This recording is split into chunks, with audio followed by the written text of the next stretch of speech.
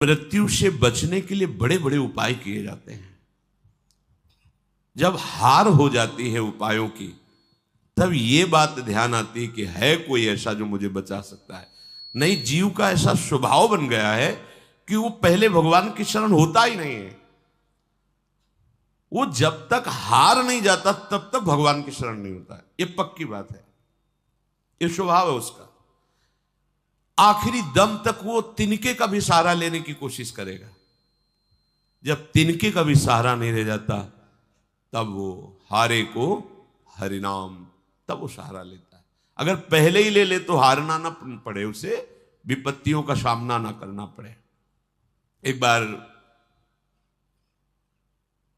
देवताओं ने देखा कि युद्ध में जितने असुर मारे जाते हैं, दैत्य, उन सबको भगवान शुक्राचार्य जी के पास संजीवनी विद्या है।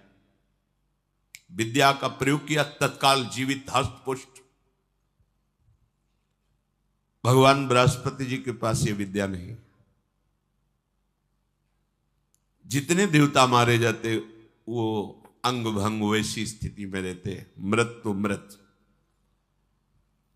भगवान बृहस्पति जी के पास ये विद्या थी नहीं, भगवान शुक्राचार्य जी के पास। देवताओं ने बृहस्पति जी को अपना गुरु माना और दैत्यों ने शुक्राचार्य जी को गुरु माना। अपने गुरुदेव की कहीं भी लघुता मन में भी नहीं आनी चाहिए। इसलिए देवताओं ने कभी बृहस्पति जी से ये प्रार्थना भी नहीं की कि आप संजीवनी विद्या सीख लीजिए, हम लोगों को जिलाने, कभी प्रार्थना नहीं की। गुरु महिमा है। पर उनके बड़े पुत्र का नाम कच्छ था। उनसे बात की कि आप हमारे गुरु पुत्र हैं और हमारे ऊपर सबसे बड़ी संकट की बात है कि कोई साधन नहीं है जिससे हम अमर हो सके। और शुक्राचार्य जी के पास साधन है, संजीवनी विद्या। कोई भी असुर नहीं, जो भी मरा उसको तत्काल जीवित कर दिया। अगर आप जाएं भगवान शुक्राचार्य जी के पास और शिष्यत्व स्वीकार करें और उनको प्रसन्न कर लें, तो आप अधिकारी हैं, आपको संजीवनी विद्या दे सकते हैं एक जीवन को जिलाने के लिए। अपनी जो परा विद्या है, ये जन्म मरण का चक्र ही रोक करके श्री जी के पास प्राप्ति कराने वाली ये परा विद्या है। जिनसे संजीवनी विद्या प्रकट हुई है, उनकी भी संजीवनी है हमारी लाडली जो। जय श्री हरिवंश मदन सर जर्जर विथिकित श्याम सजीवन मूली। दिव्य प्रमोद रस सार निजांग संग पीयूष बीच निचय रविसेचयंती कंदर्प कोटि सर मूर्छित नंद सोनु संजीवनी जयति कापी निकुंज देवी। ये जो अपने पास विद्या है ना, ये परा विद्या है। करोड़ों संजीवनी विद्या इसके समान नहीं, क्योंकि हमारी लाडली जो अनंत ब्रह्मांडों के ईश्वर भगवान श्री कृष्ण की भी संजीवनी मूरी है। संजीवनी जयति कापि निकुंज देवी। देवराज इंद्र ने जब हाथ जोड़ करके प्रार्थना की, बृहस्पति भगवान के बड़े पुत्र कच्छ अभी 9 किशोर अवस्था को प्राप्त हुए थे। उन्होंने कहा कि आप सब हमारे सम्माननीय हैं और आप हमको हमारे पिता बृहस्पति के समान आदर दे रहे हैं।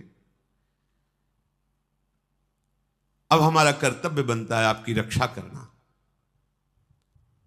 हम जा रहे हैं, पर बड़ा संकटपूर्ण कार्य है, क्योंकि कोई भी दैत्य बर्दाश्त नहीं करेगा।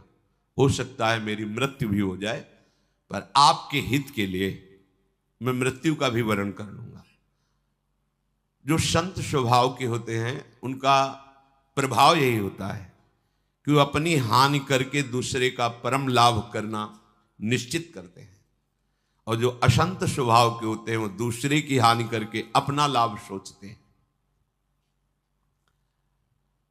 कच्छ ने सब देवताओं को आश्वासन दिया, अगर जीवित रहा तो संजीवनी विद्या लेके ही आऊंगा, और ना जीवित रहा तो फिर बात अलग है। इसमें परहित की भावना बहुत जोर की। परहित की भावना जहां होती वहां भगवान रक्षा करते हैं। सुख वांछा जहां होती वहां आसुरी भाव होता है, राक्षसी भाव होता है, फिर वहां दुर्गति होती है। श्री महान महिमा में भगवान के पिता होने का सौभाग्य जिन्हें प्राप्त हुआ, दशरथ जी महाराज, उनको वो परम लाभ जो गीधराज जटायु को मिला नहीं मिला। पंख कटे हुए रावण के अस्त्र से तड़प रहे, प्राण कंठ में है, बस चितवत राम चरण की रेखा, आगे पड़ा जटायु देखा, चितवत राम चरण की रेखा। भगवान ने गोद में लेकर पिता की तरह उनका तर्पण आदि किया। वो जानता था कि मैं रावण से जीत नहीं सकता, पर जानकी का विलाप सुन करके पूरे बल से आक्रमण किया दशानन के ऊपर, और इस गति को प्राप्त तो भगवान के सामने ही गीध देह का त्याग करके हरि रूप होकर भगवान के नित्य साकेत धाम को गया। परहित सबसे बड़ा धर्म है, परहित सरिष धर्म नहीं भाई। और यहां स्वसुख वांछा से ही हमारी सारी चेष्टाएं होती हैं, इसीलिए आनंद की तो बात जाने दो, शोक भय संताप ये छोड़ ही नहीं रहा है। कच्छ जी दैत्यों की सभा में विराजमान भगवान शुक्राचार्य जी के पास गए, उन्हें प्रणाम किया और कहा, मैं आपसे एकांत में प्रार्थना करना चाहता हूं।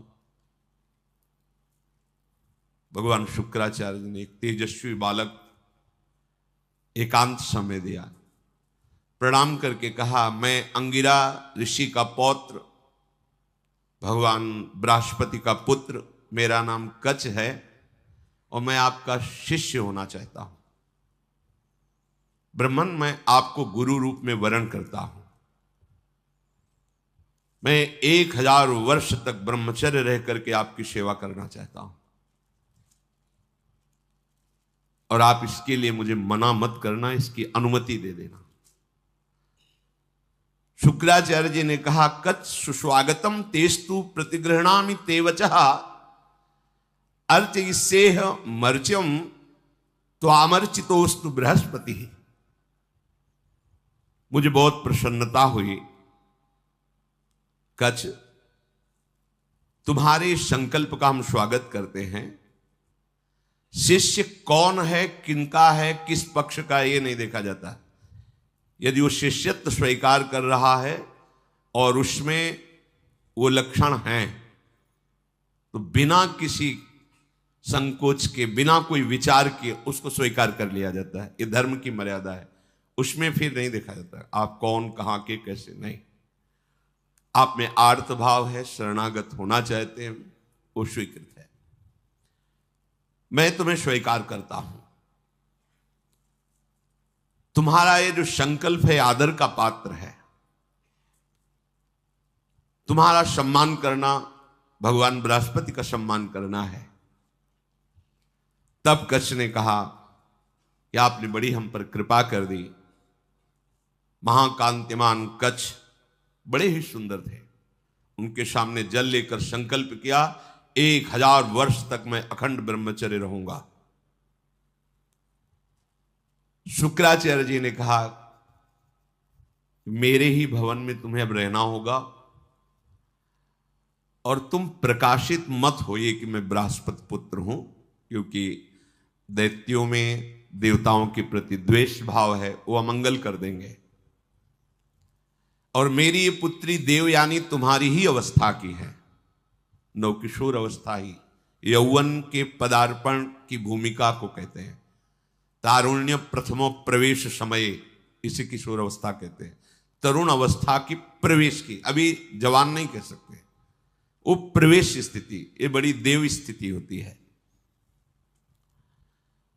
तुम हमारी पुत्री का प्रिय करो, उसकी आज्ञा में रहो, अपना ही घर है, ऐसे निर्भय हो के रहो, पर बाहर सावधानी से ही निकलना, क्योंकि दैत्य जन ये जान न पावे कि तुम हमारे पास रहे हो। अभी कोई संजीवनी विद्या की बात भी नहीं की। देवयानी से कहा अब ये यही रहेंगे। 1000 वर्ष तक का इन्होंने नियम पूर्वक ब्रह्मचर्य का संकल्प लिया है। देवयानी जी ने स्वीकार किया उनको। वो सदैव देवयानी के सामने हाथ जोड़कर प्रणाम करना, उनकी आज्ञा में रहना, जैसे गुरु वैसे गुरु पुत्री, ऐसा भाव। 500 वर्ष व्यतीत हो गए ब्रह्मचर्य से रहते हुए और गुरु भवन में सेवा करते हुए। कोई नहीं जान पाया। एक दिन किसी गुप्तचर ने दैत्यराज को बताया कि भगवान शुक्राचार्य के घर में कोई नव किशोर बालक बहुत ही देदीप्यमान कांतिवान काफी समय से रह रहा है। अब 500 वर्ष से कुछ हुआ नहीं था, इसलिए छूट भी हो गई थी।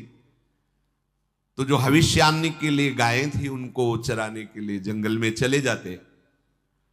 गुप्तचरों ने दैत्यों को बताया कि इस समय वो नवयुवक वन में गाय चराने गया हुआ है और एकांत प्रदेश है,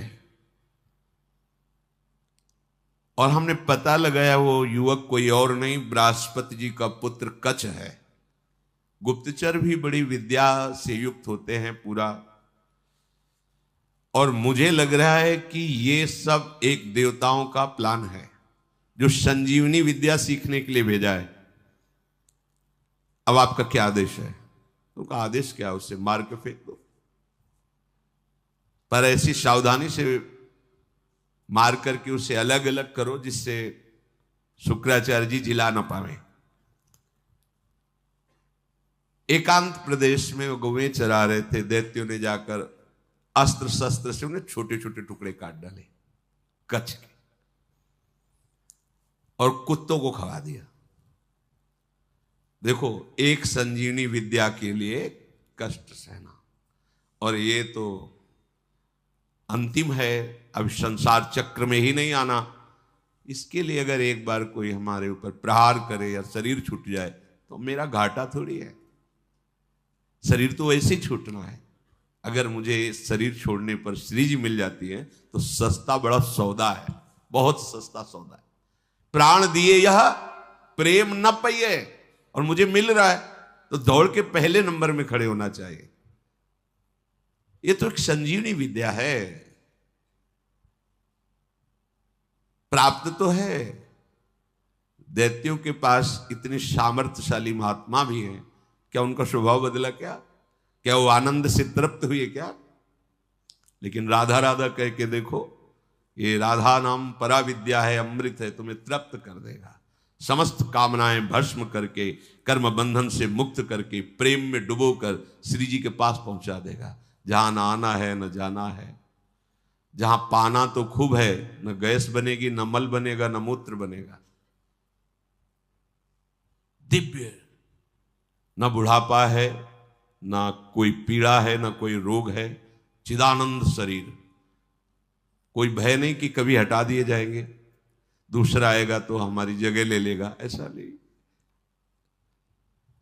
बस वहीं विश्राम मिलेगा। चलना है, मन में ठान लो, चलना है।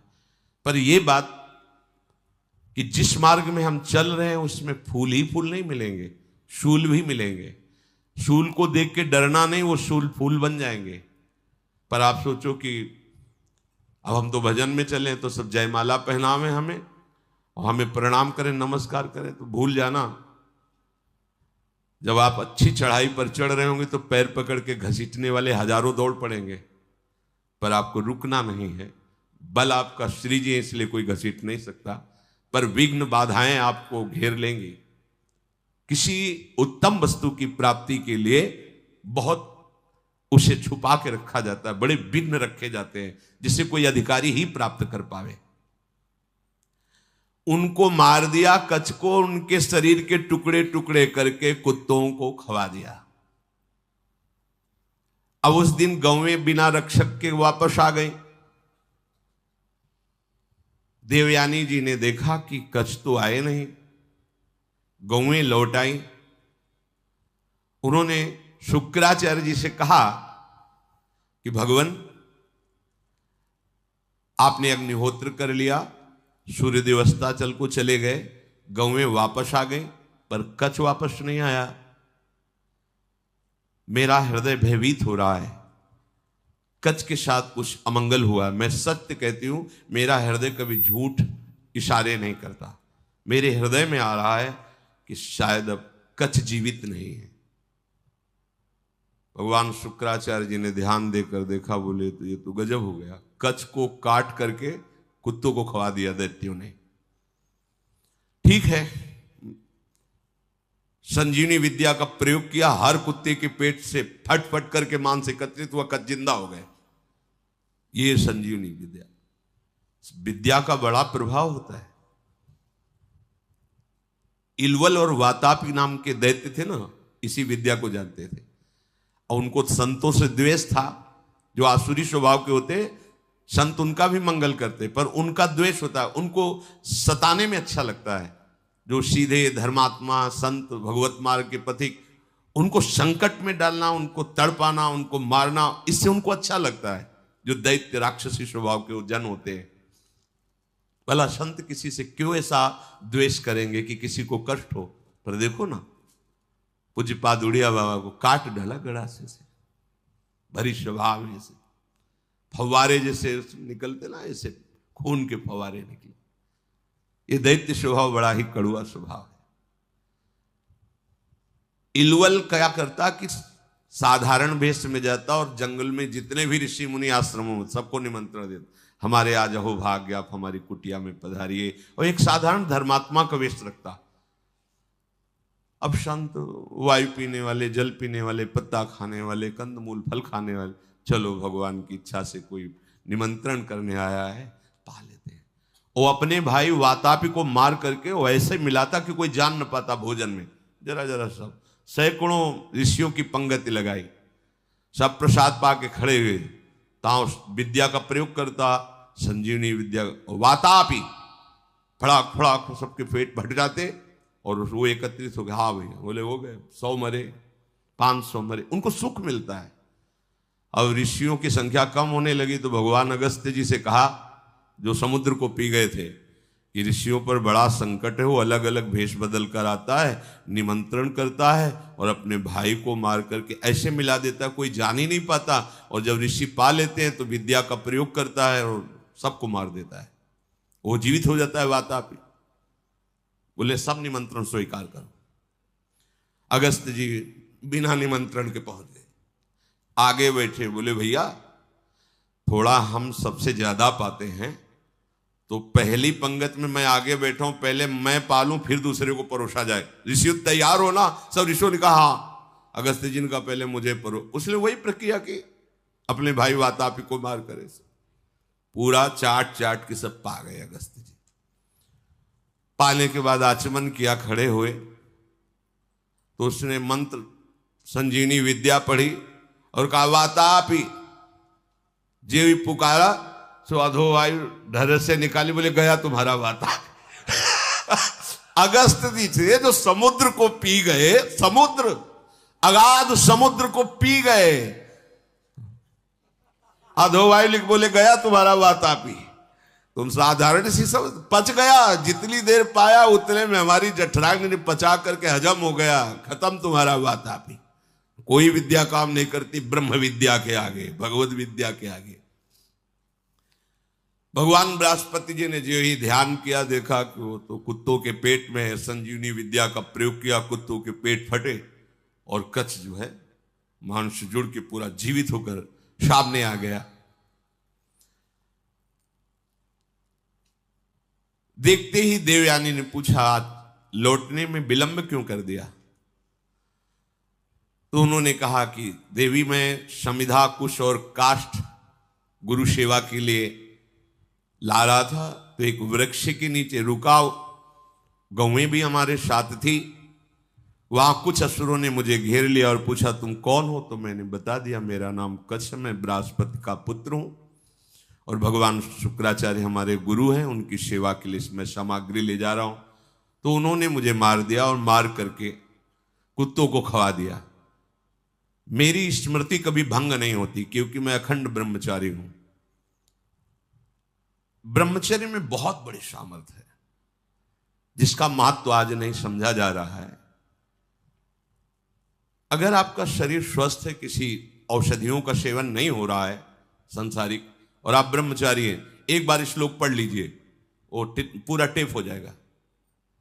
दोबारा कोई बात सुननी नहीं पड़ती, एक बात सुन लिया पूरा दिमाग में बैठ जाएगा। भारी से भारी मेहनत करने पर कभी थकावट नहीं होगी। 2-4 दिन नींद ना आवे तो आपको परेशानी नहीं होगी, क्योंकि बहुत शीतलता, बहुत धैर्य, गंभीरता, ये सब ब्रह्मचर्य प्रकट कर देता है, तभी उपासना परिपक्व होती है। अब ब्रह्मचर्य नहीं तो स्मरण ही नहीं है, ना प्रभु का स्मरण है, ना अपने लक्ष्य का स्मरण है। जिधर जो प्रवाह हुआ उसी में बहते डोल रहे हैं। शरीर इतने क्षीण हो रहे हैं वासना के कारण कि कुछ भी प्रकृति की मार झेलने लायक ही नहीं रह गए। देखो ब्रह्मचर्य का प्रभाव। कच्छ कह रहे मुझे पूरा स्मरण है, मेरी स्मृति कभी भंग नहीं होती। जब हमारे गुरुदेव ने संजीवनी विद्या का प्रयोग किया तो फिर मैं जीवित होकर तुम्हारे सामने उपस्थित हूं। कच्छ ने जब अपने मारे जाने की बात कही तो देवयानी बड़ी सावधान हो गई कि कच्छ को अब गाय चराने नहीं भेजना। दैत्यों को तो पता था कि हमने मारकर खवा दिया। अब तो एक दिन सेवा के लिए कुछ पुष्प की आवश्यकता हुई तो देवयानी ने कहा पास के ही जंगल से पुष्प ले आइए। दैत्य दूर से निगरानी रखते थे, उन्होंने देखा कच्छ तो जिंदा है, जाकर के सोचा कच्छ जिंदा है, बोले वापस फूल लेके न जाने पावे, अब की क्या करें? तो बोले मारो, मार के जलाओ, जला के राख जो है समुद्र में बहा दो। जब पुष्प ही लौट करके नहीं आए कच्छ पुष्प लेकर के, तो देवयानी ने फिर प्रार्थना की कि शाम होने जा रही, पुष्प तो सुबह लेने भेजा था, अभी तक कच्छ वापस नहीं आए। शुक्राचार्य जी ने कहा, ध्यान धर के देखा, बोले कच्छ को मार के जला के समुद्र के जल में प्रवाहित कर दिया, मतलब जल में मिला दिया। तो उनका भगवान यदि कच्छ पुनः वापस नहीं आएंगे तो मैं भी जीवित नहीं रहूंगी, क्योंकि इतने वर्षों से हमारी आज्ञा में सेवा में रह रहे तो हमारा एक अपनापन हो गया है। तो उनका देखो चाहे जितनी बार जिलावें वो प्रयोग यही करेंगे, बार बार उन्हें मारेंगे। कभी ऐसा वो बुद्धिमानी से प्रयोग करेंगे कि संजीवनी विद्या का प्रयोग करने वाला ही नहीं रहेगा, इसलिए तुम भूल जाओ कच्छ को। तो उनका ऐसा नहीं हो सकता। जो आपकी शरण में आपको उसकी रक्षा करनी ही पड़ेगी। जो संजीवनी विद्या का प्रयोग किया, लहरों से राख निकली, राख शरीर धारण किया, फिर कच्छ के रूप में आके पुष्प लेके सेवा में उपस्थित हो गए। बड़ी विद्या में सामर्थ्य होती है। गुप्तचरों ने बताया कि कच्छ है अभी गुरु भवन में, मार के जला के। अब वहां हुआ कि सुनो, अब की बार ऐसा करो कि कोई उपाय ही न रह जाए संजीवनी विद्या के प्रयोग का। तो किसी कार्य हेतु जे भी गुरु भवन से बाहर निकले, कच्छ उनका अपहरण कर लिया। कच्छ को मार करके जलाया, जला करके छान करके उस राख को सुरा में मिला करके अंगूर आदि के रस में और शुक्राचार्य जी के ही पास पहुंचा दिया। जो सेवा में था जो ही दिया, भगवान शुक्राचार्य पी गए। शुक्राचार्य जी पी गए। देवयानी ने कहा पूरा दिन हो गया कच्छ के दर्शन नहीं हो रहे। तो अब बताया बार बार वो अगर हम संजीवनी विद्या का प्रयोग भी करेंगे तो मार ही डालेंगे, इसलिए तुम छोड़ो, क्यों चिंता करते हो। उन्होंने कहा भगवान आप ये निश्चित समझ लीजिए कि शरणागत हैं वो हमारे, और मैं उनकी रक्षा किए बिना जीवित नहीं रह सकती। आपसे सच कहती हूं, यदि मैंने कच्छ का दर्शन नहीं किया तो अपना जीवन नष्ट कर दूंगी। प्यार तो होता ही परिवार के जनों से। शुक्राचार्य जी ने कहा, बेटी बृहस्पति का पुत्र कच्छ इस बार ऐसी घटना में स्थित है, या तुम्हारे पिता रहेंगे या कच्छ रहेगा। देवयानी तुम शोक छोड़ो, रो मत। तुम्हारी जैसी विवेकशालिनी और शास्त्र स्वाध्याय करने वाली युवती के लिए ऐसा रोना या ऐसी बात कहना मैं जीवन त्याग दूंगी, ये उचित नहीं है। असंभव है अब जिलाना कच्छ को। बोले क्यों? बोले हमारे पेट में पहुंच चुका है वो। ध्यान के द्वारा देखा कि अंगूर आदि के रसों में शराब मिला के उनको पिला दिया। बोले कच्छ को हम ही को पिला दिया गया। ऐसे ये द्वेषी है दैत्यजन कि बाहर से तो पेट फाड़ के निकाल दिए सबके, सब जगह से बुला लिया। अब अगर हम विद्या का प्रयोग करते हैं तो हमारी मृत्यु हो जाएगी, क्योंकि निकलेंगे। देवयानी ने कहा कि मेरे दुख को अगर दूर करना चाहते हैं तो कच्छ को बुलाना ही पड़ेगा। तो उन्होंने कहा, इसमें कोई संशय नहीं कि दैत्य लोग बहुत द्वेषी हैं। मेरे शिष्य को मार डाला है भयंकर स्वभाव वाले दैत्य। ये जानते नहीं कि मैं कितनी सामर्थ्य से युक्त हूं, फिर भी मेरे शरणागत को कष्ट दे रहे हैं, विरुद्ध आचरण कर रहे हैं। मुझे लगता है कि अब इनके परास्त होने का समय आ गया है। जब कोई गुरुद्रोह करता है तो उसके नाश का निश्चित समय आ जाता है। इस तरह का अपराध चाहे वो देवराज इंद्र क्यों न हो, उसको भी भयभीत करके परास्त कर देता है। जो ब्रह्मचर्य के पालन में रत है, मेरी आज्ञा में रहता है, मुझे बहुत प्रिय है, उसका कोई अहित करे तो मानो मेरा ही अहित कर रहा है।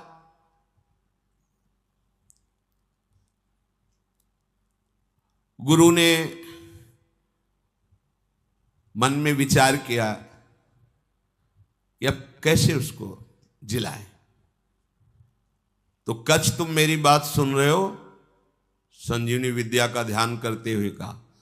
तो अंदर से कच्छ बोले, हाँ गुरुदेव सुन रहा हूं, बहुत भयभीत भी हूं, क्योंकि मैं आपकी आंतों के बीच में फंस गया हूं।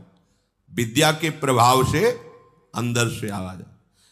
गुरुदेव आप प्रसन्न हो, मैं आपको प्रणाम करता हूं।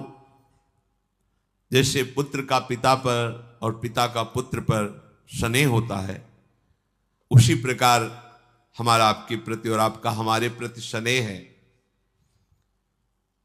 शुक्राचार्य जी ने कहा, उस समय मैं नहीं जान पाया जिस समय तुम हमारे मुख द्वार से उदर में गए। तो उनका, गुरुदेव आपके प्रसाद से और ब्रह्मचर्य से मेरी स्मरण शक्ति मरने पर भी नहीं छूटती। मुझे पूरी याद है। यदि आपने संजीवनी विद्या का प्रभाव किया और मैंने आपके पेट को फाड़ा तो सबसे बड़ा कलंकी मैं कहलाऊंगा कि गुरुदेव की हत्या करने वाला है। गुरुदेव यद्यपि मैं कष्ट में हूं, पर मैं आपके पेट को, आप ऐसा संजीवनी विद्या का प्रयोग मत कीजिए जिससे आपकी मृत्यु हो जाए। मैं हर क्लेश सह सकता हूं, लेकिन गुरु के विरुद्ध नहीं चल सकता। आचार्यपाद, असुरों ने मुझे मार करके मेरे शरीर को जलाकर चूर्ण बना करके और अंगूर आदि के रस में मिलाकर आपको पिला दिया है। ब्राह्मी, आसुरी, दैवी तीनों मायाओं के आप ज्ञाता हैं। आपके होते हुए कोई भी माया उल्लंघन नहीं कर सकती। शुक्राचार्य जी ने कहा, बेटी दूसरा कोई कार्य कहो तो तुम्हारा प्रिय कर दें। अब कच्छ को बचा पाना बड़ा कठिन है, थोड़ी देर में मेरी आते कच्छ को पचा लेंगे। मेरे उदर के विदीर्ण होने के सिवा कोई दूसरा उपाय नहीं रह गया। अगर मैं ब्रह्म विद्या का प्रयोग करता हूं तो मेरे उदर में वो जीवित होंगे, उनका उदर, मेरा उदर फटेगा, मैं मर जाऊंगा। देवयानी जी ने कहा, पिताजी कच्छ का नाश नहीं होना चाहिए, क्योंकि आपका शरणागत शिष्य है और आपका वध होना ये मैं देख नहीं सकती, सह नहीं सकती। आप बड़े प्रवीण हैं, दोनों के बीच का रास्ता निकालिए। शुक्राचार्य जी ने कहा, बृहस्पति के पुत्र कच्छ, तुम हमारी बात सुन रहे हो? देवयानी तुम पे प्रसन्न है और मैं भी तुम्हारा हित करना चाहता हूं, इसलिए तुम सुनो मैं तुम्हें मृत संजीवनी विद्या देता हूं। आए भी इसीलिए थे, आज तक नहीं कहा था। गुरु की शरण जिस भाव से हुआ जाता है, बिना मांगे वो बात पूरी हो जाती है, यदि आपकी निष्ठा और भावना है। देखो ऐसी परिस्थिति दैत्यों ने प्रकट की विपरीत, लेकिन वही विपरीतता इनके लिए अनुकूलता का स्वरूप हो गई।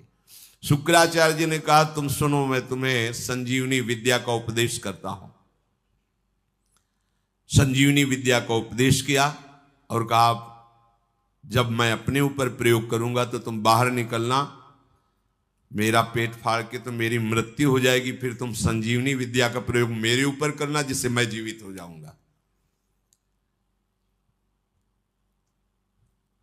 मेरे इस शरीर से जीवित निकलकर तुम मेरे वास्तविक पुत्र बन जाओगे, क्योंकि मेरे उदर में रहे तुम। गुरु से विद्या प्राप्त करके सामर्थ्यशाली होने पर भी शिष्य को सदैव गुरु के प्रति दोष दृष्टि से रहित धर्मयुक्त दासता का भाव ही रखना चाहिए। तो भगवान शुक्राचार्य से संजीवनी विद्या प्राप्त करके उन्होंने कहा प्रभु मेरी स्मरण में आ गई संजीवनी विद्या। जे ही प्रयोग किया संजीवनी, शुक्राचार्य जी का पेट फटा और कच्छ बाहर निकले। बड़ा ही तेजस्वी स्वरूप संजीवनी विद्या प्राप्त करने के बाद और हो गया कच्छ का, मानो मूर्तिमान वेद रूप धारण करके आ गए हो। शुक्राचार्य गुरुदेव को भूमि में मृत पड़ा देख करके उन्होंने अपनी गुरु विद्या संजीवनी का प्रयोग किया। जे ही प्रयोग किया ते ही उठ खड़े हुए भगवान शुक्राचार्य, साष्टांग प्रणाम किया। गुरुदेव मैं विद्या से शून्य था, उस दशा में आपने मेरा पालन पोषण किया और अत्यंत दुर्लभ मृत संजीवनी विद्या दी, जो अमृत धारा है। कोई भी महात्मा ऐसा कैसे हो सकता है कि अपने ऐसे उपकार करने वाले गुरुदेव को कभी भी दुखी कर सके। आप ही मेरे मां हो, आप ही मेरे पिता हो। हे गुरुदेव, हम जिस कार्य के लिए आए थे वो कार्य पूर्ण हुआ, पर मैं सदैव आपका हूं, आपका दास हूं। जब जैसी आज्ञा आप हमें जरूर दीजिएगा। गुरु की कृपा के बिना कोई भी विद्या सिद्ध नहीं होती। जो गुरुदेव से विद्या प्राप्त करके गुरुदेव की अवहेलना कर देता है, उसे प्रतिष्ठा रहित पाप पूर्ण नरकों की प्राप्ति होती है। कोई भी मंदबुद्धि अज्ञान से युक्त होकर के कभी यदि अपने गुरुदेव का अपमान कर दे तो धर्म भ्रष्ट हो जाएगा, उसे ब्रह्म हत्या का पाप लगता है। इस लोक परलोक में दोनों में उसकी निंदा होती है। तपस्या की निधियों की निधि अप्रमेय शक्तिशाली महानुभाव शुक्राचार्य जी ऐसी बात सुनकर बहुत प्रसन्न हुए, गुरु निष्ठा देख करके। कच्छ ने देवताओं का कार्य सिद्ध कर दिया, संजीवनी विद्या उन्हें प्राप्त हो गई, पर वो 1000 वर्ष पूरा करने के लिए अपने गुरु की सेवा में रहे। फिर प्रणाम किया और कहा अब मुझे अपने घर जाने की अनुमति दीजिए। जब कच्छ का व्रत पूरा हो गया, गुरु ने उनको जाने की आज्ञा की, तो देवयानी ने कहा हमारी सेवा में रहे हो, मेरी आज्ञा के बिना कैसे जा सकते हो?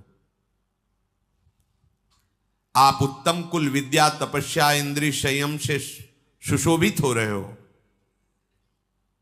महायशस्वी महर्षि अंगिरा जिस प्रकार मेरे पिताजी के लिए माननीय है, उसी प्रकार आपके पिता बृहस्पति मेरे लिए आदरणीय और पूजनीय है। तपोधन, अब मैं जो बात कर रही हूं उस पर ध्यान दीजिए। आपका ब्रह्मचर्य व्रत 1000 वर्ष का था, समाप्त हुआ,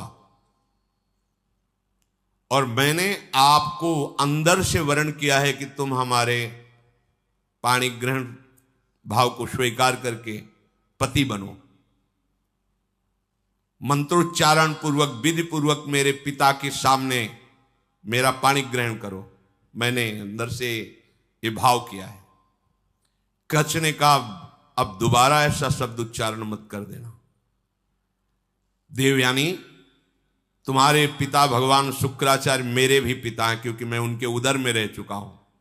क्या कभी भाई अपने बहन के प्रति ऐसा भाव कर सकता है? तुम हमारी परम पूजनीया हो, ऐसे शब्द उच्चारण मत करना। वैसे गुरुपुत्री हो, और ऐसे भी मैं शुक्राचार्य के उदर में रह चुका हूं। महात्मा भार्गव को तुम प्राणों से भी अधिक प्यारी हो। गुरुपुत्री होने के कारण मेरी परम पूजनीया बहन हो तुम। ऐसे शब्द उच्चारण मत करो। देवयानी, जैसे मेरे गुरुदेव तुम्हारे पिता शुक्राचार्य सदा मेरे माननीय है, बिल्कुल उसी तरह मैं गुरुदेव की तरह तुम्हारा सम्मान करता हूं, तुम्हारी आज्ञा में रहा हूं। ऐसी बात मैं सुनना भी नहीं चाहता। देवयानी ने कहा, मैं आपका सम्मान करती हूं, आपकी भावना का, लेकिन जब से आप आए हैं और आज तक मैंने आपकी प्राणों की रक्षा की। मेरे ही कारण आप जीवित हो, मेरे ही कारण तुम्हें संजीवनी विद्या मिली। मैं हठ ना करती तो तुम हमारे पिता के हाथों में ही पच जाते। इसलिए तुम्हारा जीवन मेरा दिया हुआ जीवन है। इसलिए सौहार्द के साथ मैं कहती हूं कि मैं उत्तम भक्ति के द्वारा तुम्हारी आराधना करूंगी। तुम धर्म के ज्ञाता हो, मेरे प्रति ऐसा भाव त्याग दो और मेरा पाणी ग्रहण स्वीकार करो। कच्छ ने कहा, उत्तम व्रत का आचरण करने वाली देवयानी, मैं तुम्हारी इस आज्ञा का कदापि पालन नहीं कर सकता। तुम्हें प्रसन्न होना चाहिए मेरे ऊपर। मैं तुम्हें गुरु से भी बढ़कर पूज्य दृष्टि से सदैव देखा हूं। मेरे हृदय में कभी तुम्हारे प्रति ऐसा भाव नहीं आया। मैं तुम्हारी ये बात नहीं सुन सकता। तुम मेरी बहन थी, बहन हो और बहन ही रहोगी, ये मेरा दृढ़ निश्चय है। अब मैं तुम्हारा आशीर्वाद चाहता हूं, मुझे आशीर्वाद दो और मैं अपने देवलोक को जाता हूं। तुम्हारा मंगल हो। ऐसा कहकर के प्रणाम किया कच्छ ने। यद्यपि धर्म से युक्त कच्छ की वाणी थी, देवयानी को गुस्सा आ गया। उनका, हमारी बात को ठुकरा रहे हो तो मैं शाप देती हूं। जिस कार्य के लिए तुमने कठोर तपस्या की, यहां आए, संजीवनी विद्या सीखी, तुम्हारी संजीवनी विद्या निष्फल हो जाए। यह है, मिलते मिलते भी बात बिगड़ जाती, लेकिन हरि शरणम में बात नहीं बिगड़ती। ध्यान रखना। निमिषहु ना अकृपा जब चितये तब ऐसे। ये सब इतिहास इसीलिए तुम्हें सुना रहे हैं कि हमारे भगवान की शरणागति कितनी मीठी मृदु है। घोर अपराध बन जाने पर भी भगवान कभी त्यागते नहीं। इतना कई बार मरना पड़ा जिस संजीवनी विद्या के लिए, उसी का शाप मिल गया, निष्फल हो जाए। अब तो होश उड़ गए।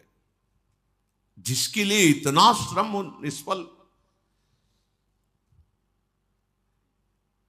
देवयानी, ये तुमने धर्मयुक्त कार्य नहीं किया।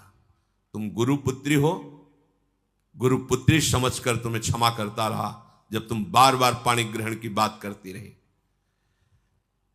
मैंने आज तक कभी तुम्हें दोष दृष्टि से नहीं देखा, और तुम कामना से युक्त होने के कारण हमें शाप दे दिया।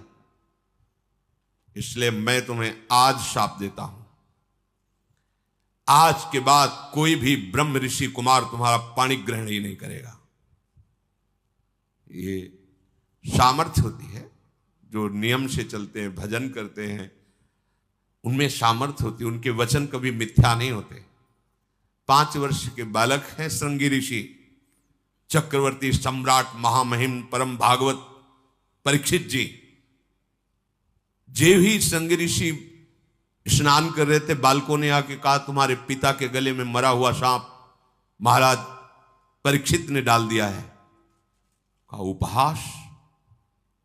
मेरे समाधिस्थ पिता का उपहास? ये इतना उच्छृंखलता कैसे आ गई? ये तो महाभागवत थे, ऐसा कैसे? इसका मतलब ये समझते हैं कि इनके ऊपर कोई शासन करने वाला नहीं। जल उठाया और कहा, इनको पता नहीं ये ऋषि बालकों में अपनी तपस्या का इतना बड़ा बल है कि हम देवराज इंद्र को भी शाप दे सकते हैं। ये क्या है? मैं शाप देता हूं, आज के 7वें दिन विशाल काय तक्षक सर्प डसेगा और इस राजा की मृत्यु हो जाएगी। अमोघ, कोई नहीं काट पाया। 5 वर्ष के बालक श्रृंगी ऋषि, तुमने काम के वशीभूत होकर के मेरी विद्या को निष्फल होने का शाप दे दिया, तो तुम्हारा पाणि ग्रहण संस्कार की जो भावना है, कोई भी ब्रह्म ऋषि कुमार तुम्हारा वरण नहीं करेगा, ये मेरा शाप है। गई विद्या गई। देखा कितना श्रम और हाथ क्या लगा। अब देवताओं को भारी समस्या का फिर कोई उपाय नहीं। अब जब कोई उपाय नहीं होता तब एक उपाय जागृत होता है, हरि शरणम। सब देवताओं ने भगवान को पुकारा, क्योंकि दैत्य बल से भी आसुरी स्वभाव में, और गुरु का इतना बड़ा प्रताप, संजीवनी विद्या संपन्न गुरु, कोई उपाय नहीं कि बचने का। प्रार्थना ब्रह्मा जी से की। ब्रह्मा जी, भगवान शंकर, शव देवता, सुमेरु पर्वत जो 4 लाख योजन का है, वहां एकत्रित हुए और भगवान की सबने प्रार्थना की, स्तुति की। जो स्तुति की श्री भगवान सामने प्रकट हो गए। आर्त भाव की हुई स्तुति तत्काल अनुभव कराती कि भगवान हमारी बात सुन रहे। वो भाव आना कठिन होता है। अगर वो भाव आ जाए तो पुकारते ही भगवान आपको दिखाई देंगे। उसे आर्त भाव कहते हैं। जैसे गजेंद्र ने आर्त भाव में पुकारा, द्रौपदी जी ने आर्त भाव, एक क्षण भी नहीं लगा भगवान उपस्थित हो। ऐसे समस्त देवता, भगवान ब्रह्मा शंकर आदि ने जब आर्त भाव से भगवान को पुकारा कि एकमात्र भगवान श्री हरि ही अब हमारी रक्षा कर सकते हैं, वही उपाय कर सकते हैं। जे भी भगवान श्री हरि सुमेरु पर्वत पर प्रकट हुए, समस्त देवता, ब्रह्मा जी, भगवान शंकर ने देखा कि जैसे करोड़ों सूर्य एक साथ उदय हो गए हो, ऐसी आभा प्रकट हुई। किसी भी देवता की नेत्रों में सामर्थ्य नहीं थी उस आभा की तरफ देख सके। इसलिए इस श्लोक आता है सुधा, तेजो रूप निकुंज एव कलयन नेत्रादि पिंड स्थितम। निकुंज ऐसा तेजोमय है कि किसी की सामर्थ्य नहीं देख सके। जब लाडली जी की सखियों की कृपा होती, जो आचार्य रूप से आई, वो जब दिव्य नेत्र देते तब निकुंज को करोड़ों सूर्य एक साथ जैसे प्रकट हो गए, ऐसी कांति प्रकट हुई। सबकी आंखें चौंधे आ गईं, सब बेसुध हो रहे हैं। भगवान ब्रह्मा शंकर आदि सावधान होकर के सुंदर झांकी की। उस तेज के बीच में मरकतमणि पन्ने के समान स्वच्छ श्यामल शरीर, जैसे कमल के भीतरी भाग के समान सुकुमार नेत्र, लाल लाल डोरियां, चमकता हुआ करोड़ों बिजलियों की कांति वाला पीतांबर, सर्वांग सुंदर श्याम शरीर, रोम रोम से सुंदरता फूट पड़ रही है। धनुष के समान टेढ़ी भौहें, बड़ा सुंदर मुख, महामणिमय किरीट, भुजाओं में बाजूबंद, कानों में झलकते हुए कुंडलों की चमक, कपोल सुंदर खिले हुए, करधनी में लड़ियां, हाथों में कंगन, गले में चरणों तक माला। भगवान श्री हरि प्रकट हुए। जे ही भगवान प्रकट हुए तो भगवान के दिव्य पार्षद आसपास सब सेवा में उपस्थित। सुदर्शन चक्र आदि मूर्तिमान पार्षद रूप होकर सेवा में रहते हैं। जब आदेश होता है तो अस्त्र रूप धारण करके फिर लीला करते हैं, जैसा आदेश भगवान का होता है। समस्त देवताओं ने साष्टांग पृथ्वी पर लौट करके भगवान श्री हरि को प्रणाम किया और सबने भगवान की स्तुति की। अजात जन्म स्थिति संयमाया गुणाय, निर्वाण सुखार्णवाय, अणुरणिम्ने परिगण्य धाम्ने, महानुभावाय नमो नमस्ते। संपूर्ण सृष्टि का प्रादुर्भाव, स्थिति और प्रलय ये आपसे ही होती है, पर आप इससे संबंध नहीं रखते। होती आपसे ही है पर आप इससे संबंध नहीं रखते। जैसे चुंबक के आकर्षण से लोहा जो जड़ है वो चलायमान होता है, पर चुंबक की कोई इच्छा नहीं होती, उसका स्वाभाविक ऐसा आकर्षण है कि उसमें हलचल पैदा हो जाती है। ऐसे ही श्री भगवान की सामर्थ्य से सृष्टि का सृजन पालन लय होता रहता। भगवान निर्लेप है, निर्विकार है, प्राकृत गुणों से रहित एवं मोक्ष स्वरूप परमानंद के महान समुद्र, सूक्ष्म से भी सूक्ष्म और महान से भी महान हे परमेश्वरशाली प्रभु श्री हरि, हम आपको बार बार नमस्कार करते हैं।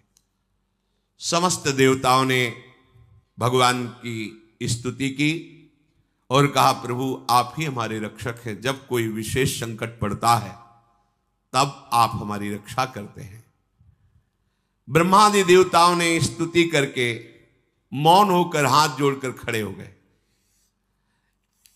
यह स्वभाव है क्या, जब हार जाता है तब याद आती भगवान की। ये सबका स्वभाव, पहले ही भगवान की याद कर लो। पर वो जब किसी ऐसी विपत्ति में फंसता है कि कोई सहयोगी नहीं होता, तब भगवान की याद आती है। सब हाथ जोड़कर खड़े हो गए। समस्त लोकों के एकमात्र स्वामी भगवान श्री हरि ने कहा, ब्रह्मा, शंकर और समस्त देवताओं सावधान होकर सुनो, ये मेरी सलाह है, इससे तुम सबका मंगल होगा। इस समय तुम्हें यह समझना चाहिए कि गुरु की कृपा है दैत्यों के ऊपर। तुम युद्ध में परास्त नहीं कर सकते। गुरु मेहरबान तो चेला पहलवान। भगवान कह रहे हैं तुम परास्त नहीं कर सकते। असुरों पर काल का एक छत्र कृपा प्रसाद है, क्योंकि वो गुरु सेवा में है, शुक्राचार्य जी को अनुकूल किए हुए हैं। उनकी इस समय कोई भी अभ्युदय या अवनति नहीं कर सकता।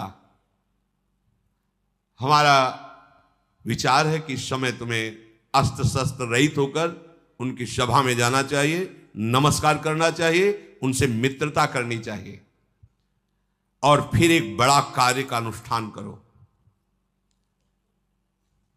जब तुम्हारा कार्य सिद्ध हो जाए फिर तुम भले उनसे लड़ाई करना।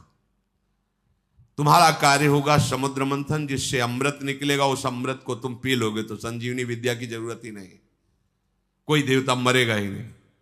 पर अमृत अकेले नहीं निकलेगा, मंथन में प्रयत्न करेंगे वो भी, पर वो अहंकार और द्वेष से युक्त होने के कारण उस अमृत के अधिकारी नहीं है। वो अमृत तुम्ही को मिलेगा। वो अमृत का प्रभाव है, जरा सा भी मुख में चला जाए तो कभी वो मरेगा नहीं। लेकिन ये अमृत पीकर देवता भी परम शांत या परमानंद में निमग्न नहीं है, वो भी अंदर से भयभीत रहते हैं, उनके अंदर भी कामनाएं हैं। इसलिए ये अमृत काम का नहीं है अपने। कौन सा अमृत? अपने लिए काम का। राधा नाम सुधा रसम, सुधा माने होता है अमृत, अमृत रस राधा राधा राधा, जहां पूर्ण निर्भयता, किसी से द्वेष ही नहीं। हरिवंश नाम लीन जे अजात शत्रु ते सदा। व्यवस्था मैं करूंगा, मंदराचल की मथानी होगी, वासुकी नाग की नेति होगी, समुद्र का मंथन करने की पूरी व्यवस्था मैं करूंगा। आलस्य प्रमाद छोड़कर विश्वास करो और जाओ, हाथ जोड़ो, प्रणाम करो दैत्यों को और उनको मिलाओ, अपने मित्र बनाओ और फिर ये बताओ कि दोनों मिलकर समुद्र मंथन करें और उसमें से अमृत निकलेगा और हम सब पान कर लेंगे। वो राजी हो जाएं। बिल्कुल क्रोध मत करना और जो कुछ भी निकले मेरे इशारे के बिना तुम स्वीकार करने की चेष्टा मत करना। देवताओं को आदेश देकर भगवान श्री हरि उन्हीं के बीच में अंतर्धान हो गए। उनके चले जाने पर ब्रह्मा शंकर ने उस दिशा को नमस्कार किया जिधर भगवान अंतर्धान हुए। देवराज इंद्र, वायु देवता, अग्नि देवता, बड़े बड़े लोकपाल ईश्वर कोटि के जो देवता हैं, ये कोई अस्त्र नहीं, कोई शस्त्र नहीं, सर झुकाए हुए दैत्यों की सभा में प्रवेश, बड़े बड़े सेनापति, दैत्यों के उद्भट, देवताओं को परास्त करने की सामर्थ्य रखने वाले, अपने अपने अस्त्र संभाल लिए। और उनमें हुआ कि जब अस्त्र नहीं लिए और सर झुका के, अरे इसका मतलब ये युद्ध के लिए नहीं, इसका मतलब ये संधि भावना से आ रहे हैं। उन्होंने अपने अपने अस्त्र नीचे उतारे, देवता लोग गए और हाथ जोड़कर ऐसे किया। ऐसे ही काम बनता है। अगर अमृत पद प्राप्त करना है ना, तो जो गाली दे तो भी हाथ जोड़ना पड़ेगा, ये भगवान की सलाह है। अगर अमृत पद प्राप्त करना है तो देखो, यहां किसी का कोई यश व्यस नहीं रहता, पढ़ के देख लो, एक से एक सब माया सब धूल डालती चली है। किसका यश है, किसका यश है? एक समय आता है कि एक आदमी का यश फैल जाता है, दूसरा समय आता है कोई जानता नहीं कौन था, क्या कैसा, धूल में मिल गया। ये यश, ये कीर्ति, ये प्रणाम, ये नमस्कार, रुपया, पैसा, बिल्डिंग, माया, ये सब छलावा है। केवल जीने के लिए इन वस्तुओं को अपना आराध्य मानकर समय नष्ट करना बड़ी मूढ़ता होगी। अखंड भगवान का स्मरण चल रहा है, अब वो जैसे रखें उनका कार्य है। अपना लक्ष्य केवल प्रभु होना चाहिए, प्रभु के सिवा और कुछ सब व्यर्थ है, सब व्यर्थ है। मरे तो क्या रह गया, क्या रह जाएगा? आप देखो कितने बड़े बड़े यशस्वी जन हुए हैं, बलवान, धर्मात्मा। कौन जानता है, भगवान का नाम नहीं ले रहे तो तुम्हारा नाम क्या लेंगे? और यहां इतनी बुद्धि हमारी देहाभिमान से युक्त है कि अगर परोपकार के लिए छोटा सा पौशाला भी खोलेंगे तो पूरे परिवार का मैं जिला पता तक, नंबर तक उसमें डाल देंगे। ऐसा देहाभिमान पूर्ण। अगर एक पंखा लगाएंगे तो हर पंखुड़ी में वो नाम लिखा होगा, जिला लिखा होगा, बाप माता का सबका नाम, मतलब एक पंखे से ही पूरे पितर तर जाएंगे। ऐसा देहाभिमान पुष्ट है कि हमारा नाम हो, हमारी कीर्ति हो। अरे भगवान का नाम तुम नहीं जप रहे हो तो तुम्हारा नाम कौन जपेगा, तुम्हारी कौन कीर्ति गाएगा?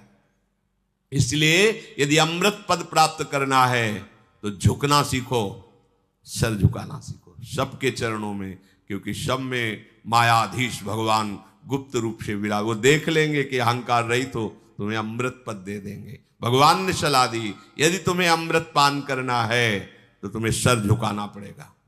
इसीलिए भगवान के भक्तों को देखो, कितना भी सताया जाए कभी विरोध नहीं करते।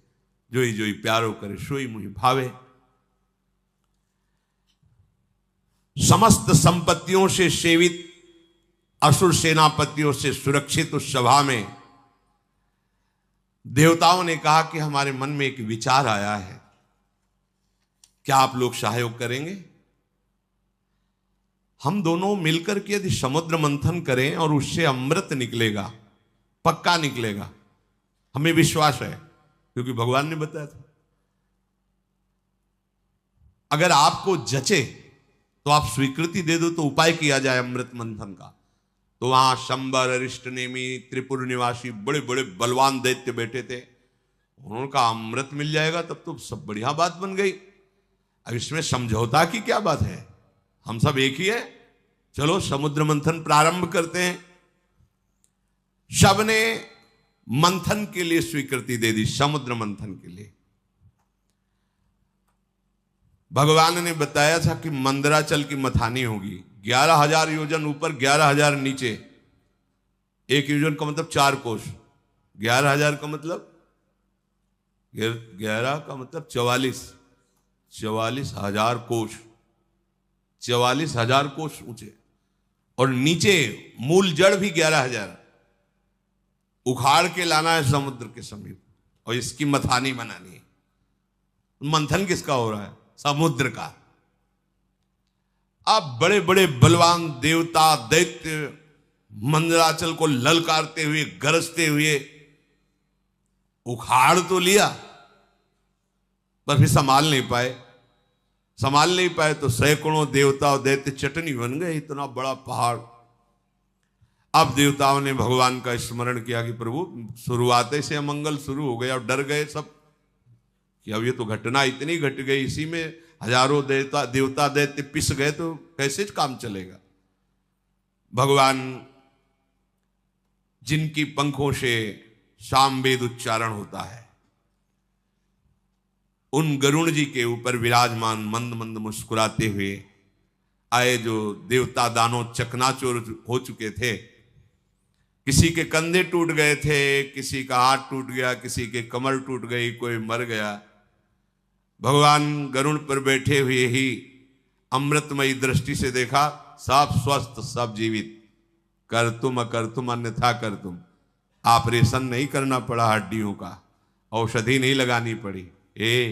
समझो भगवान बिना औषधि के भी सारी औषधियों में सामर्थ्य उन्हीं के है। अगर कोई औषधि काम कर रही है तो भगवान की ही सामर्थ्य है। वो आपको, आपके मन को, आपके हृदय को परम शीतल कर देंगे। इसलिए सब औषधियों की औषधि हरिनाम है, विश्वास करो। अमृतमयी दृष्टि से सबको स्वस्थ और जीवित कर दिया। इसके बाद गरुड़ जी को आदेश किया, गरुड़ जी थोड़ा नीचे उतरे, ऐसे ही जैसे कोई कमल का फूल पकड़े, ऐसे भगवान ने मंदराचल को उठाया, गरुड़ जी के एक पंखे पे रख लिया और कहा चलो समुद्र के किनारे सब, और समुद्र के तट पर जाकर मंदराचल को विराजमान किया। भगवान के आज्ञानुसार वासुकी नाग को बुलाया गया और कहा तुम्हें हम वचन देते हैं कि अमृत में तुम्हारा हिस्सा होगा, पर आपको नेति का काम करना पड़ेगा। वासुकी नागों के राजा है, हजारों फड़धारी, विशालकाय। वो भी आनंदित हुए और समुद्र मंथन में मंदराचल की नेति, वो रस्सी बनने का काम किया। अब उत्साह सहित मंदराचल को समुद्र में पधराया गया। ऊपर से वासुकी नाग की नेति बनी। समुद्र मंथन आरंभ किया गया। भगवान ने देवताओं को इशारा किया हमारे साथ आओ। वो वासुकी नाग के मुख को की तरफ असुर लोग हट गए, बोले हमको तुम इतना नीच समझते हो कि सांप की पूंछ पकड़ेंगे, नहीं होगा समुद्र मंथन। भगवान यही चाहते थे। भगवान ने कहा नहीं, आप अगर आपको ऐसा लगता है चलो सब पूंछ पे चलो, क्योंकि जब मंथन होगा तो भारी विषाग्नि निकलेगी वासुकी नाग के मुख से। असुर स्वभाव के जो होते ना, उनको यही, अगर उनका मंगल भी चाहो ना तो उनको अमंगल ही अच्छा लगता है। उन्होंने कहा कोई हम ऐसे वैसे नहीं है कि हम सांप की पूंछ पकड़े, तुम आगे रहो हम पीछे, नहीं समुद्र में। भगवान ने कहा आइए आइए आइए पकड़िए, और देवता उसका काम बन गया, चलो पूंछ की तरफ चलो। अब देवताओं ने पूंछ की तरफ और असुर मुख की तरफ, लक्ष्य है अमृत प्राप्ति, समुद्र मंथन प्रारंभ किया। लेकिन जेव ही घुमाया तो मंदराचल धसने लगा। फिर भगवान से कदम कदम पर भगवान की जरूरत है भगवत प्राप्ति के लिए।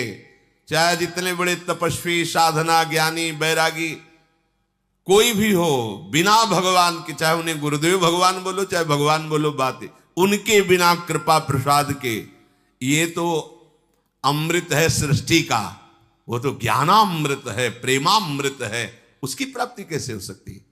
सब कुछ ठीक, मंथन प्रारंभ, मंदराचल धसने लगा। अगाध समुद्र। भगवान का चिंतन किया, भगवान की प्रार्थना की कि प्रभु कृपा करके अब तो सहयोग करो, नहीं तो सब किया कराया। सबके मुंह में उदासी छा गई। भगवान ने तुरंत एक विशालकाय कच्छप का रूप धारण किया।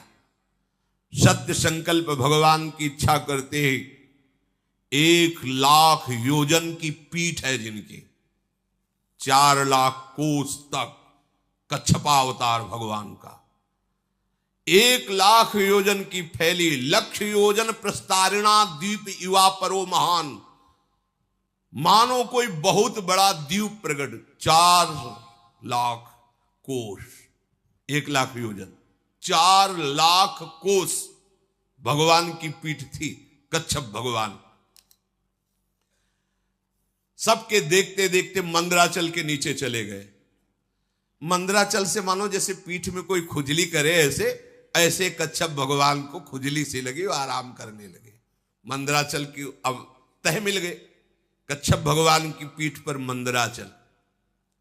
अब तो मंदराचल को घुमाना प्रारंभ किया गया। समुद्र मंथन संपन्न करने के लिए असुरों में भगवान आसुरी शक्ति के रूप में, देवताओं में दैवी शक्ति के रूप में, वासुकी नाग में निद्रा के रूप में, नीचे कच्छप के रूप में, ऊपर सहस्त्रावाव रूप रख करके पकड़े हुए सबसे ऊपर चोटी पे। ये किसी को पता नहीं, पूरा का पूरा मंथन भगवान ही से हो रहा है। इसीलिए कहते हैं अहंकार मत करो, साधना तुमसे नहीं हो रही, भगवान करा रहे हैं। बात को समझो।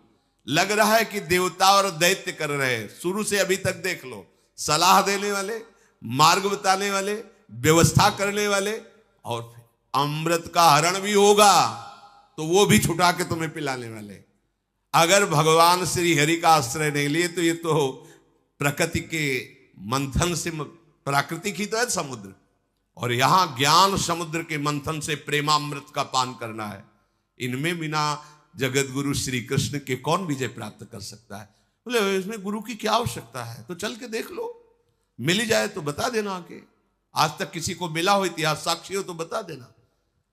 बिना गुरु का आश्रय लिए, और वो गुरु भगवान ही है। भगवान गुरु, गुरु भगवान। अब समुद्र मंथन बड़ी दृढ़ता से प्रारंभ हुआ।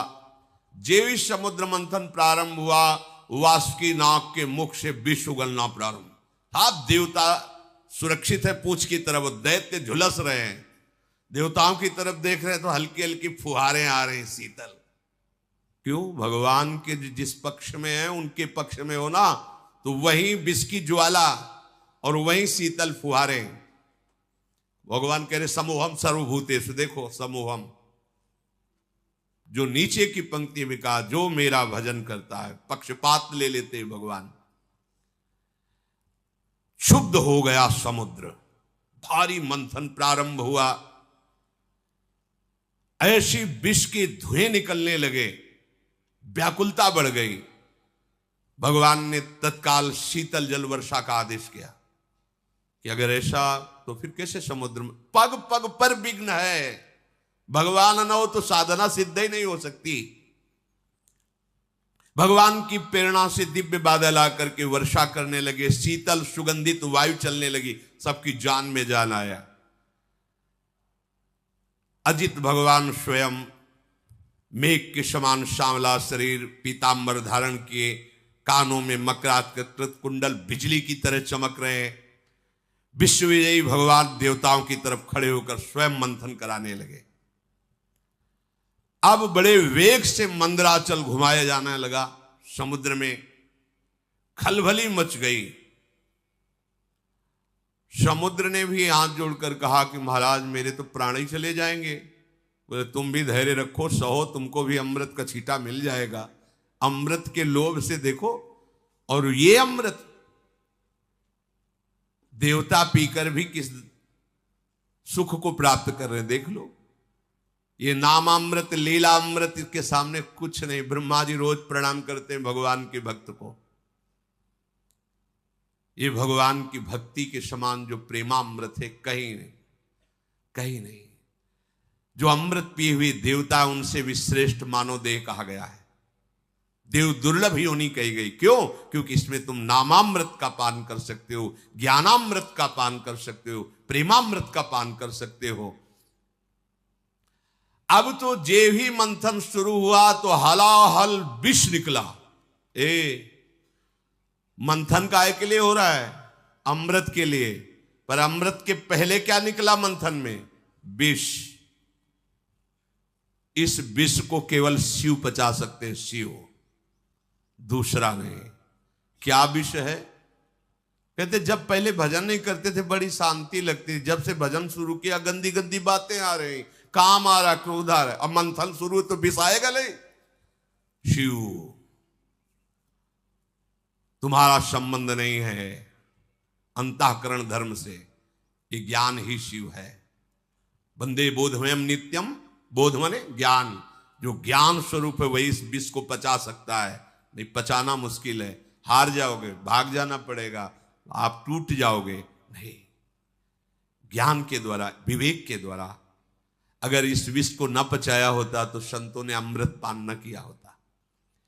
हलाहल नामक इतना वो जहरीला कि उसके जो फूहे उड़ रहे थे आसपास का सब वन भस्म हो गया। अब देवता दैत्य सब के प्राण व्याकुल हो गए केवल उसकी भाप से जो जहर निकला।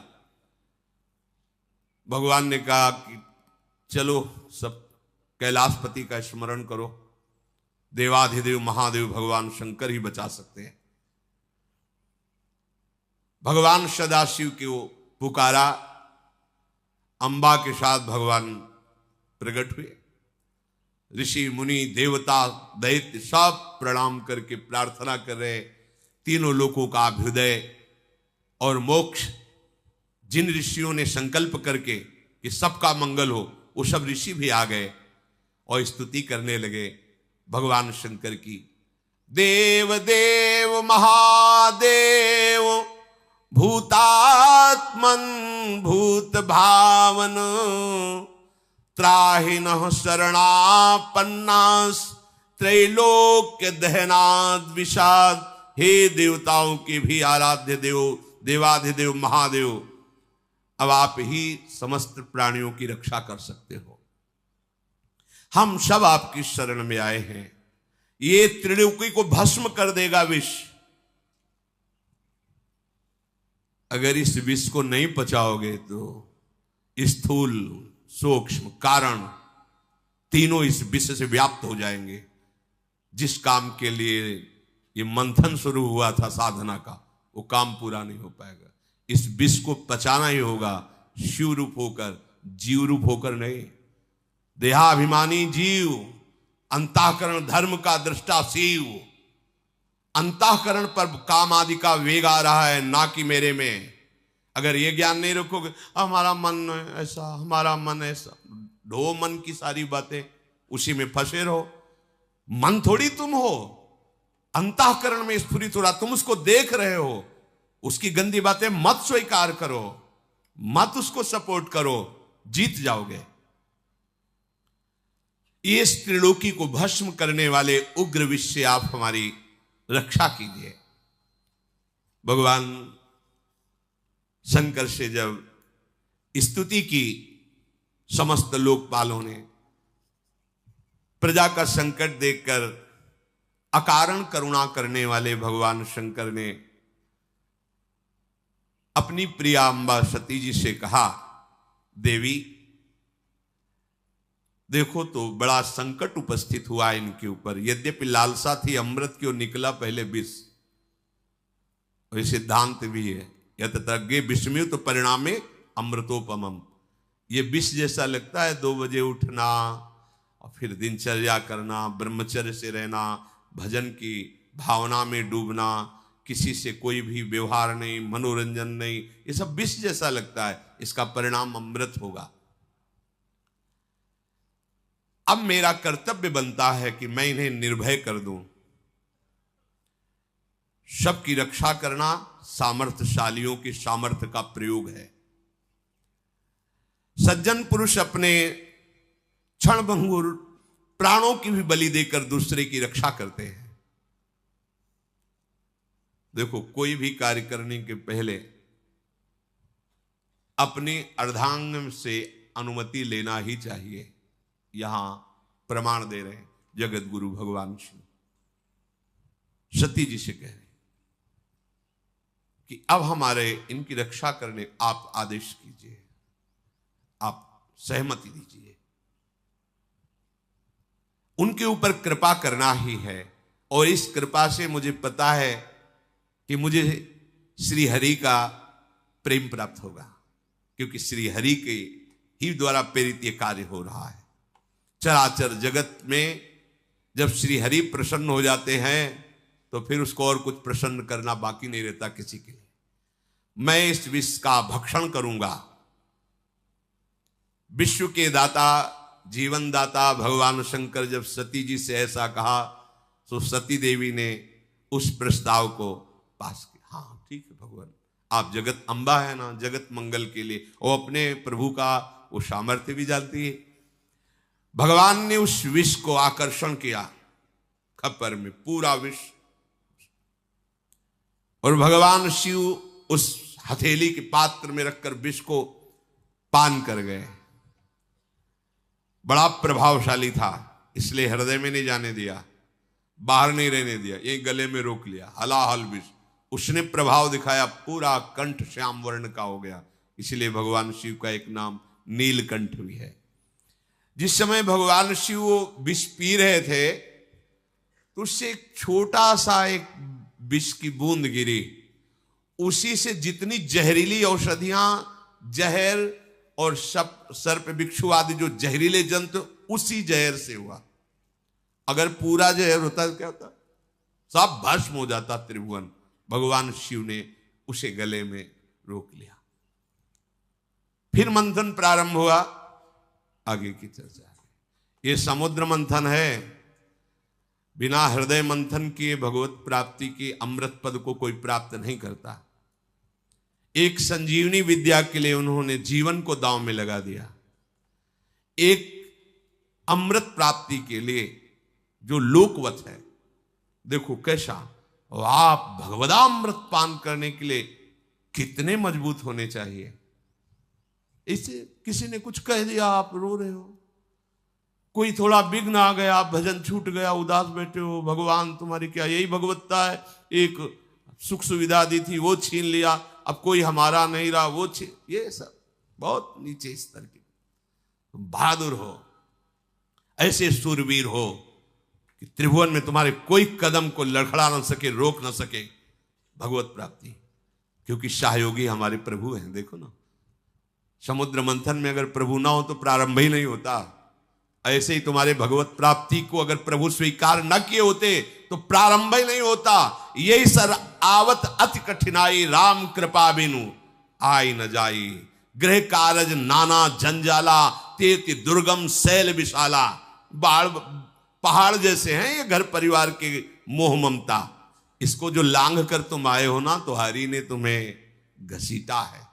वही अमृत पद तक सहयोग करते हैं और वही अमृत पद के रूप में मिलते हैं। इसलिए साधक को कहा जाता है कर्ता भाव छोड़ो। ये मत सोचो कि आप कुछ कर रहे हो, आपसे प्रभु करा रहे हैं। जैसे समुद्र मंथन में सब कुछ प्रभु कर रहे हैं।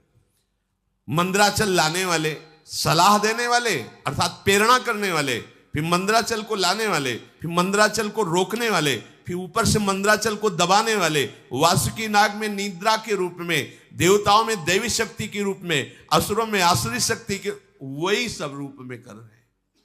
हमारे जो भी भागवतिक साधना होती मेरे प्रभु मेरे हृदय में बैठकर करा रहे हैं। कर्ता भोक्ता भाव नष्ट हो जाएगा, अमृत पद की प्राप्ति होगी। भगवान ही इस विषैले काम क्रोध आदि से हमारे को बचाते हैं, अपनी सामर्थ्य नहीं। कभी किसी को अहंकार नहीं करना चाहिए। यदि जितेंद्री हो, धर्म से चलते हो, भजन कर रहे हो तो भगवान की कृपा से कर पा रहे हो। अगर उनकी कृपा का छत्र हट जाए तो अभी आपको दिखाई देगा आप कुछ नहीं हो, कुछ नहीं हो। जहां कहीं किसी बड़े महात्मा को कभी ऐसा लगा तो भगवान ने अनुभव करा दिया। जैसे देवर्षि नारद जी बहुत बड़े महापुरुष हैं, काम विजयी, जरा सा लगा तो आपने चरित्र सुना। दुर्वासा जी बड़े महान महात्मा है, कोई साधारण थोड़ी, भगवत स्वरूप है, लेकिन जरा सा अहम आ गया तो देखा त्रिभुवन में भागे घूमे। अगर कहीं किसी को कोई भी विभूति नजर आती है अपने में तो भगवत कृपा को देखो, अहंकार मत करो, क्योंकि वास्तविक भगवत कृपा से ही मार्ग चला जाता है। शेष चर्चा आगे। श्री राधा वल्लभ लाल।